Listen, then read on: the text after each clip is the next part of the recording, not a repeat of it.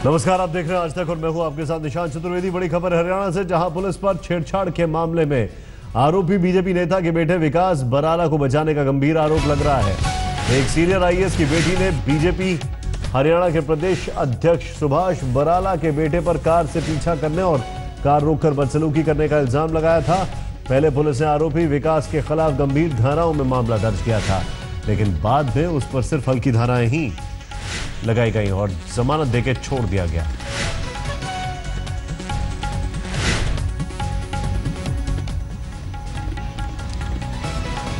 IAS की बेटी से छेड़खानी, 2 धाराएं हटाई गई। यही वो गाड़ी है जिसमें ये लोग पीछा कर रहे थे, छेड़खानी कर रहे थे और थाने से ही जमानत मिल गई।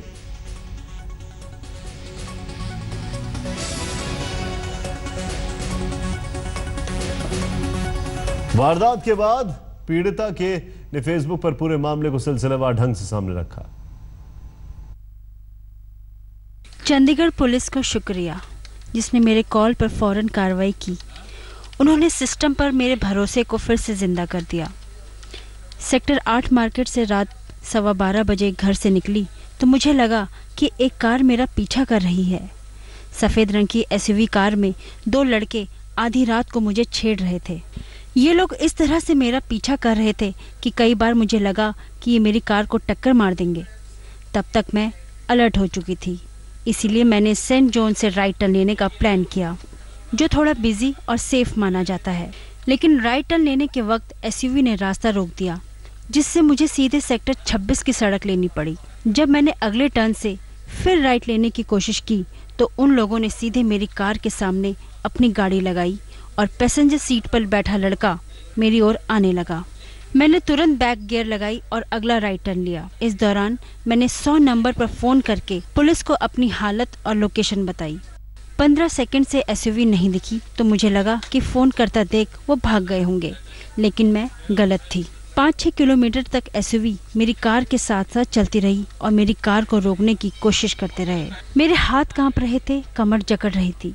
हक्की बक्की आंखों में आंसू लिए मैं सोच रही थी कि पता नहीं मैं घर जा पाऊंगी या नहीं, पुलिस आएगी या नहीं। आखिरकार ट्रैफिक लाइट के पास उन लोगों ने मेरी कार का रास्ता रोक दिया। मुझे भागने या कार से निकलने का रास्ता नहीं सूझ रहा था।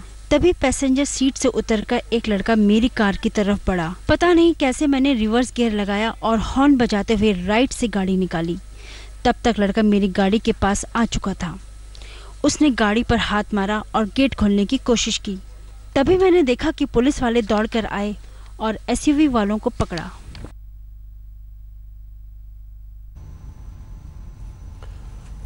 मंजीत सहगल इस वक्त हमारे साथ हमारे सहयोगी मौजूद है। मैं आपसे जानना चाहूंगा मंजीत, कैसे संभव है ये? कैसे छोड़ दिया, कैसे जमानत मिल गई? ऐसे मामले में तो कोई थाने जमानत नहीं मिलती। जी बिल्कुल निशांत, आपने सही कहा। कानून के जानकारों का भी यही मानना है कि जितनी धाराएं ये संगीन थी, ये अपराध जितना संगीन था, उसको देखते हुए भी चंडीगढ़ पुलिस जो है उसकी कार्रवाई सवालों के घेरे में बार बार जो धाराएं वो बदली जा रही है और आखिर में जो मुजरिम थे उनको जमानत देने के लिए सभी धाराएं हटा ली गई और एक गैर मामूली धारा लगा दी गई ताकि उनकी जो रिहाई थी उसका रास्ता साफ हो सके। कानून के जानकार भी निशांत बार बार यही कह रहे हैं कि पुलिस के पास इस तरह की कोई शक्ति नहीं है।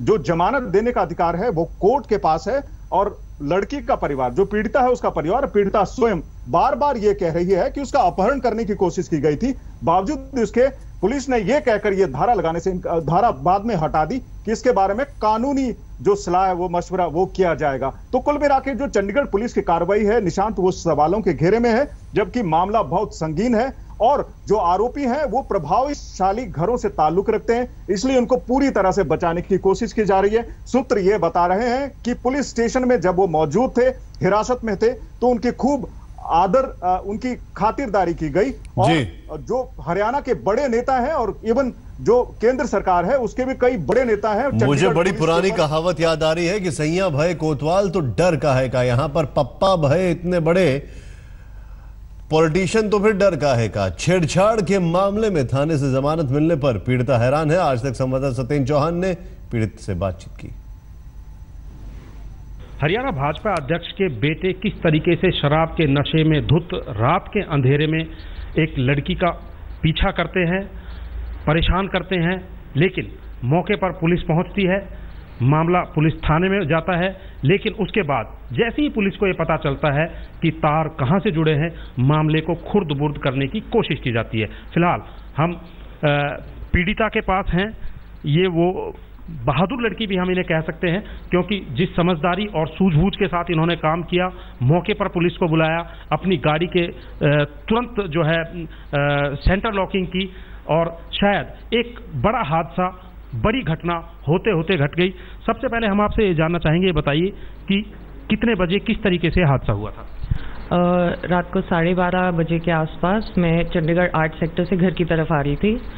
तो कहीं मैंने 7 सेक्टर के अंदर जब गाड़ी ली तो उस टाइम पे कभी उन्होंने मेरा पीछा करना शुरू किया, और उसके बाद वहाँ से लेके और हाउसिंग बोर्ड चौक जो पंचकुला में है वहाँ तक उन्होंने बारी बारी कम से कम 3-4 बारी मेरी गाड़ी रोकने की कोशिश की।